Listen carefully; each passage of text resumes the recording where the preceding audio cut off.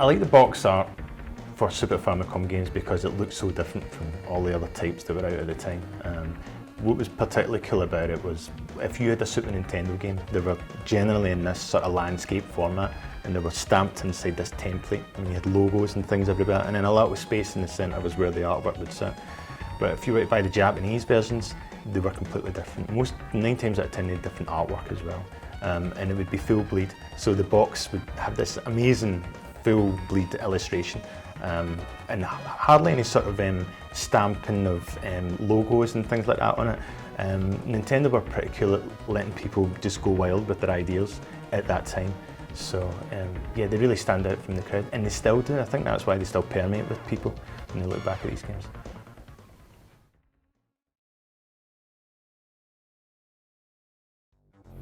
I've been collecting the games since I was a teenager when it came out. So yeah, I just started buying them when I was a kid, and it's been on and off as I've been growing up. And there was a while where I stopped and I was buying other consoles, you know, and I was doing other things. And then I think I was playing in bands at the time and spending a lot of money on guitars and pedals and spending money on recording in rehearsal studios. And then when I came out of the band, I had more money to play with, and I thought, well, I need to go into another sort of hobby.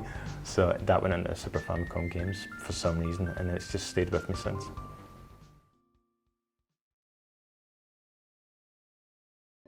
The reason I wanted to create the book was because there was nothing really else that was out there like that. And at the time when I was buying them, you didn't really see them in the web. You would see some stuff on the internet. It would be like YouTube videos, or it would be ROMs. It would be screenshots mostly. But the thing that I was more interested in sort of capturing and bringing back to people who might have, you know, bought them originally was the physical aspect. Because I think digital games are all, well, digital platform is where everything is going. Games won't exist on boxes and things like that. There would just be this, you know, a number of eyes and O's floating about. But I really like the physical aspect, like if you're buying vinyl or something like that, when you pick something up you get that instant memory. So I was trying to bring that back with the book. So that was the main influence, really, to archive them, because they're also printed in paper, so they won't last forever.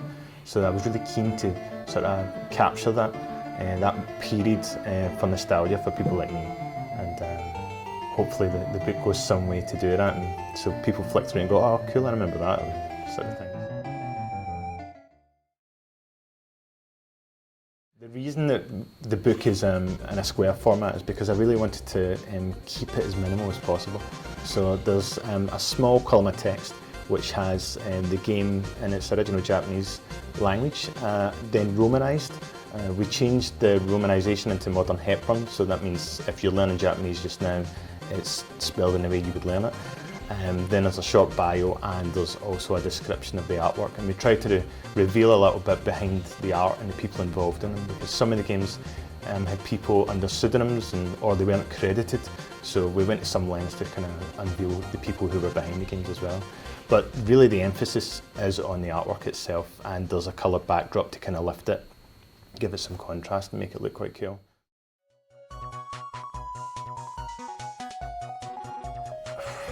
Favourite games? I mean, there's so many. There really is. I would say games like Sonic Blastman is one of my favourite games. I like the artwork as well. I think the artwork's fantastic. It's just crazy, in your face, gigantic character that wraps around the entire box. It's really memorable, and it kind of leaps out on a shelf. If you've got other games sitting there, you can spot it right away. And I like the technical illustrations as well. I like stuff like Axley, which has this brilliant sort of perspective design on it. Likewise, Assault Suits Vulcan, which is this sort of gigantic mech, and all these little sort of soldiers running about and things like that. They're just great. They just captured my imagination when I was a kid, and they were just 1,000 times cooler than the likes of British comics and stuff like that. It was such a cool time.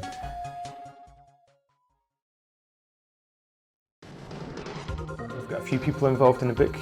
Some of the people involved are Damien McFerrin, editor of Nintendo Life. He's written a couple of contributions to the book.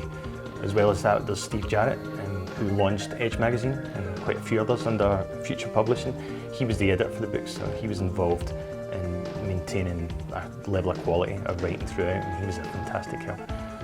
As well as that, there's people from Japan, including James Ragg from Pyramid Software, who's written a little bit as well.